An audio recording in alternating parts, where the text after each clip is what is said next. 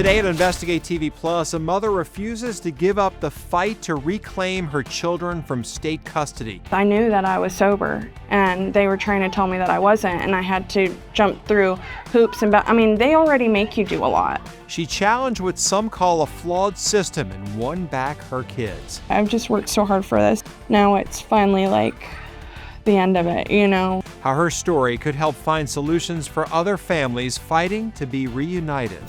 Then, thieves robbing rail cars full of pricey consumer goods. It's well planned, well orchestrated. How the crime could cost you money on your next shopping trip, and the plan to stop these multi-million-dollar heists. Plus, sewing with spirit. Just because you're retired don't mean you have to go home and sit down. Meet the seamstress who's proving at 85 your best work is yet to come. In-depth stories that inform and inspire. You're watching Investigate TV Plus. A mother's fight to prove her innocence and bring her kids home. I'm Tisha Powell. And I'm Lee Zurich. This is the story of parents losing custody of their children due to court-ordered positive drug tests. However, our years-long investigation uncovered in Georgia some state-contracted labs had a history of false positive drug screens. This forced some parents to seek independent labs just to prove they were sober. For one mother, the test kept coming back positive, yet according to outside labs, she was clean. Investigative reporter Sierra Cummings has her story of hope, resilience, and the potential solutions to reunite more families. Their long walk into this Roswell Park, not nearly as long as the journey for this family. Don't give up until the miracle happens. The miracle, Dadriana Hefner says, happened when a judge ruled in her favor, ordering to close the child welfare case against Dadriana, reuniting the mom and her daughters, who've been in foster care for 3 years. I've just worked really hard for this, so it was overwhelming, honestly. Overwhelming in a good way, you know, but I've just worked so hard for this. This is like all the efforts that I've put into this, especially within the past year and a half. Now it's finally like the end of it, you know, and we get to be whole and together again. Finally, because for so long, drugs left her family broken. She admits to past addiction, which led to arrests and intervention from the Division of Family and Children's Services, DFACS. Her kids placed with the foster family. To get them back, Dadriana agreed to DFACS random drug screens. When we first met the mom back in 2024, she'd been sober for about 3 years. But some of her drug screens did not show that. Hair follicle drug tests from DFACS subcontracted labs show multiple times she tested positive for drugs. So Dadriana says caseworkers believed she was still on drugs. She recalls DFACS lawyers even discussing possible termination of her parental rights. With few people on her side, Dadriana says she only remained strong because of her own mother's support. It felt good because a lot of people looked at me like, well, these drug tests are saying this. And people would tell my mom, like, well, the drug test is saying this. And my mom was like, I know my daughter is not using. A year-long investigation uncovered a history of concerns and formal complaints of false positives from Georgia labs. We found some labs contracted to do drug screens on behalf of DFACS don't typically perform a specialized drug test called DL isomer. The test distinguishes between legal drugs like medicine versus illicit drugs. Although not required by the state, it could help minimize claims of false positives. So, at the advice of an attorney, and after watching our previous investigation, Dadriana began to get independent drug screens too.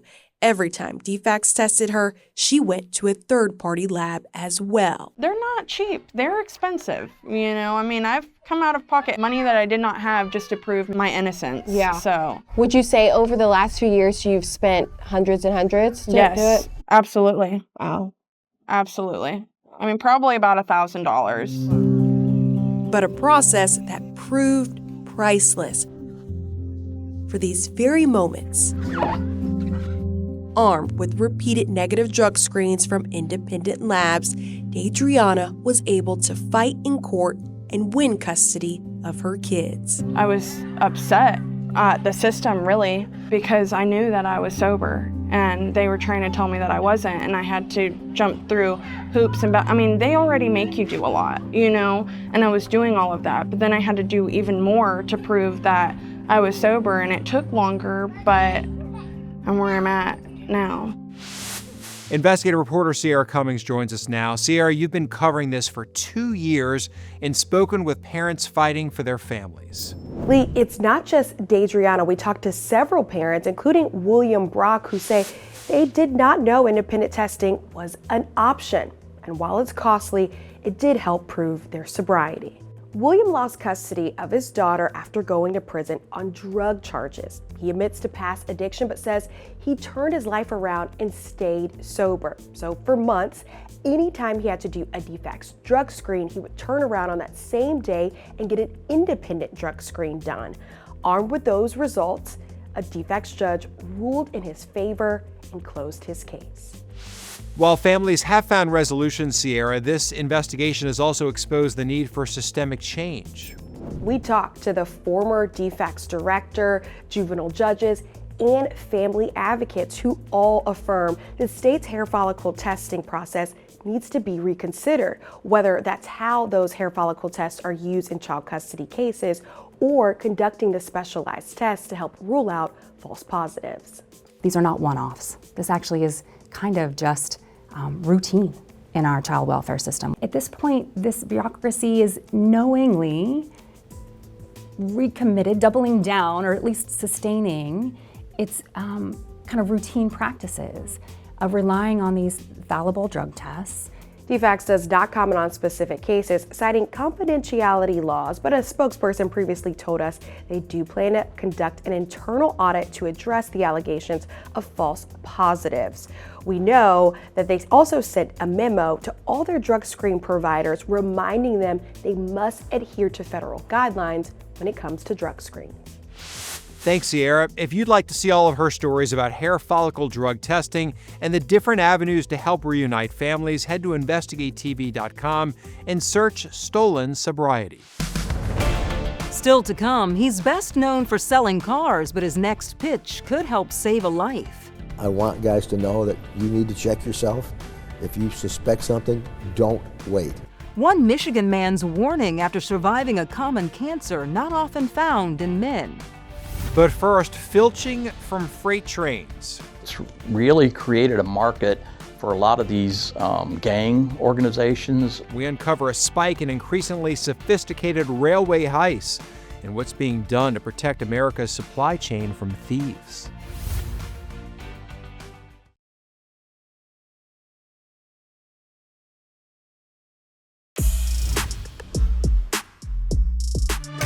It sounds like something out of an old Western movie, bandits targeting freight trains for valuable cargo. But it's a very real and current crime, one that in 2024 cost the nation's railroads more than $100 million. Experts say those robbing the rails are sometimes highly organized criminal operations, and the threat needs to be addressed because of a spike in cases. Reporter Kristen Crowley takes an in-depth look at how these thefts can impact American families and the solutions to keep cargo safe. I was kind of shocked. I never heard anything like that, just things that you see in the movies. Victor Gonzalez is the owner of Vic's Kicks, a Phoenix sneaker store. I feel like with sneakers, it's like the stock market. He knows there's big money to be made by buying, selling, and trading shoes. Before they come out, the unreleased sneakers are super high in demand. And that's why it appears thieves recently went after trains shipping unreleased Nikes. On the street, they can triple or double the value of what they actually retail for. In northern Arizona, there were heists that happened in back-to-back months. In December of 2024, when nearly $50,000 worth of Nikes were stolen. Then again in January of 2025, when more than $200,000 worth of shoes were snatched. In the second case, court records reveal thieves cut the air hose for the train's brake system in a rural area, forcing the train to stop and allowing the suspects to unload the shoes. That same day, law enforcement was able to track down trucks involved in the theft. They made arrests and recovered the merchandise. It's really created a market for a lot of these gang organizations. Scott Jones is a union representative for rail workers. He says long trains with miles of cars are especially vulnerable to crime. They wait till the train gets out into a more desolate, remote area where you have fewer law enforcement and people that could report any type of suspicious activity. Take a look at these images. They made headlines back in 2022. Thousands of stolen packages lining the tracks in Los Angeles. Thieves emptied cars as they sat or slowly moved through the city. This scene prompted a crackdown, and by using tools like security cameras, artificial intelligence, and fencing, combined with increased patrols, nearly a year after these images were taken, more than 20 people have been arrested in connection with the theft of $18 million in merchandise. Just bad people that want to do bad things, and it's a moneymaker for them. It does appear that railway cargo theft is escalating. The Association of American Railroads estimates that more than 65,000 thefts occurred in 2024, representing a roughly 40% increase over the prior year. It's well planned, well orchestrated. Law enforcement officials say the heists commonly involve transnational theft groups, and that has caught lawmakers' attention.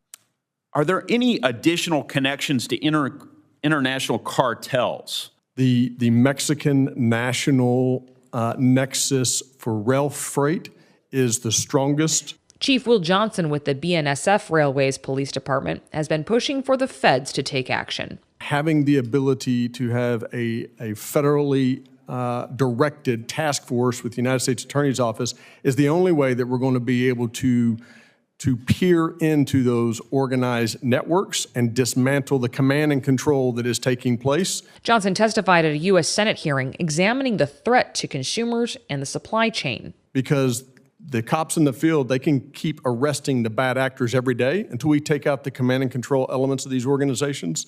This crime threat is going to persist. These crimes may seem a little off the rail from your daily life, but as lawmakers at this hearing were quick to point out, cargo theft has surged across the country. This trouble on the tracks has reached a crossing where American consumers are being derailed. Of course, these costs are ultimately shouldered by customers when retailers raise prices to cover losses. And there's risk in addition to just lost merchandise and money. Federal agents say the thieves often cut the train's air brakes so they can control when the train is stopped to steal the merchandise and the cargo. It's obviously dangerous because it can cause the train to derail. The U.S. Freight Rail Network runs coast to coast, covering almost 140,000 miles across the country. That's enough track to circle the Earth's equator more than 5 times. In recent decades, redesigns have helped to increase how much rail cars can carry. According to the Association of American Railroads, in 2023, the average freight train carried nearly 4,000 tons, up from nearly 3,000 tons in 2000. Still ahead, one man's simple muscle ache becomes a shocking diagnosis. He goes, "You need a mammogram." I said, "Well, I'll get one when I get home." He goes, "No, you're getting a mammogram right now." By sharing his struggle with cancer, see how he's inspiring others to take their health concerns seriously.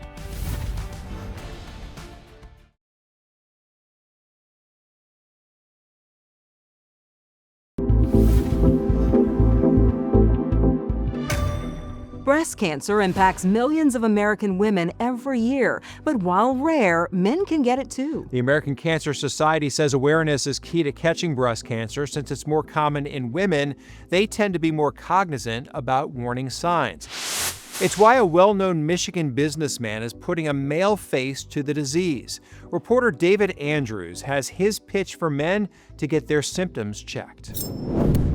For the past 50 years, selling cars to satisfied customers has been Ralph Shaheen's goal.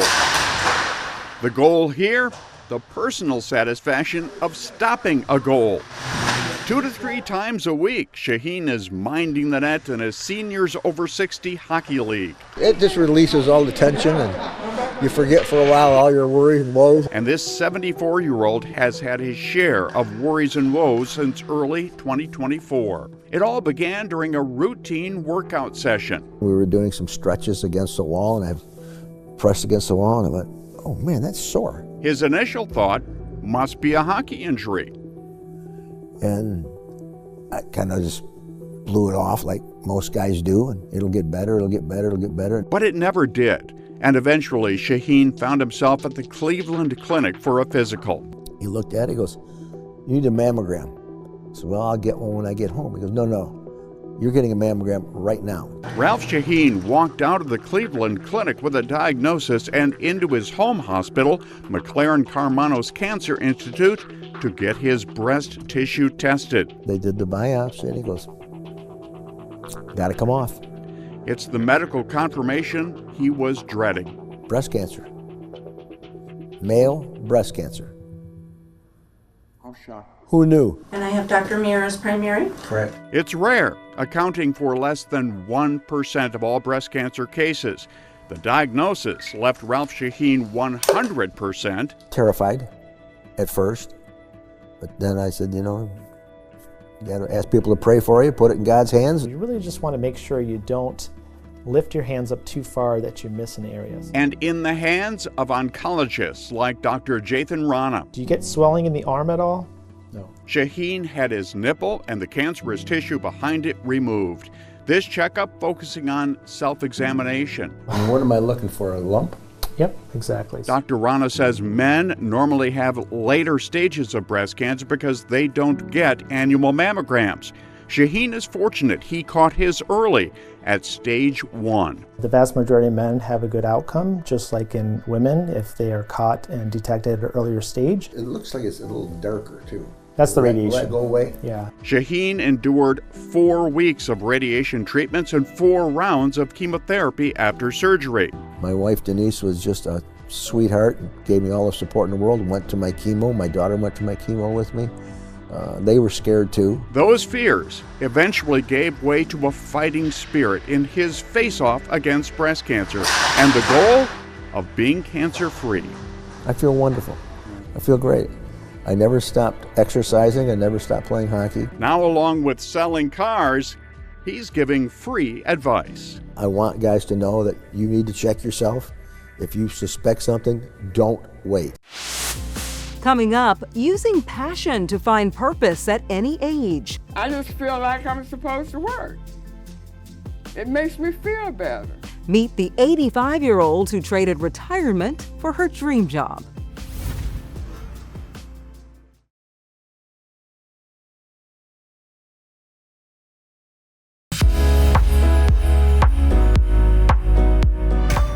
How are you today? Oh, not bad for a guy my age. More and more older Americans are re-entering the workforce, a trend known as unretiring. While reasons vary, including the rising cost of living, some say they just want to make connections and find a sense of purpose again. Reporter Dedrick Russell introduces us to a North Carolina woman who's using her passion to defy assumptions about aging. The sound of working is music to Alice Taylor's ears. Supposed to work. In order to get what you need, you have to work for it. That is the philosophy Taylor lives by. She learned how to use her hands for work when she was a young girl. On this day, she is still using her hands, this time working for Dillard's. You've been in for 10 years, right? 10 years. How did that happen? Looked on the internet, saw they had a job for hire, and I called and they accepted. She does all the tailoring for Charlotte's 3 Dillards. She adjusts sleeves on shirts and jackets, hems pants, and works on gowns. That's her specialty. She works 5 days a week, 8 hours a day. I can just sit there and work as long as people leave me alone. Did I mention how young Miss Taylor is? 85 years old. Why do you think it's so important that you still contribute to the workforce? That's just a part of me. My father worked on the railroad, and he retired from the railroad, and he instilled that into us.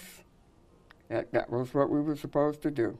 By the way, this is Taylor's second stint working full-time. You worked, 30-some years or something like that before you retired? Yeah. What made you want to jump back into the workforce? It gives me energy. I just feel like I'm supposed to work. It makes me feel better. Just because you're retired don't mean you have to go home and sit down. And I'm not the rocking chair kind of people. Taylor was born in Warren County, North Carolina. She discovered her gift of using needle and thread when she took home economics as a teenager. All along, the sewing was in my system. After she finally graduated from college, she got a job working with delinquent girls. And it was a lady there that decided that I had this gift. That gift, sewing. She taught those girls at that home how to sew. Her gift came alive. What motivates me to continue to do the gift. And I like to contribute to society with the gift. Taylor stayed with her gift by opening up her own shop, being the first in her family to do that. What's your secret? What's my secret? The Spirit of God. And it appears it's that spirit that gives Ms. Taylor the strength to keep at it. It's okay to work. Age doesn't mean anything. You have to work. Miss Alice is leading a whole new life, a whole new career, and she's loving it. She's doing great, too. I get shout out to my dad, 84 years old, still works, too, full time. Yeah. How about that, Sue? Maybe I'll follow in his footsteps. We can be hosting the show together when I'm 85. Why not, right? Yes. Yeah? I think we'd probably do a great job. Exactly. Stay young. Yeah, stay young. Well, that's going to do it for us on Investigate TV Plus. I'm T. Chappelle. And I'm Lee Zurich. Thanks for watching.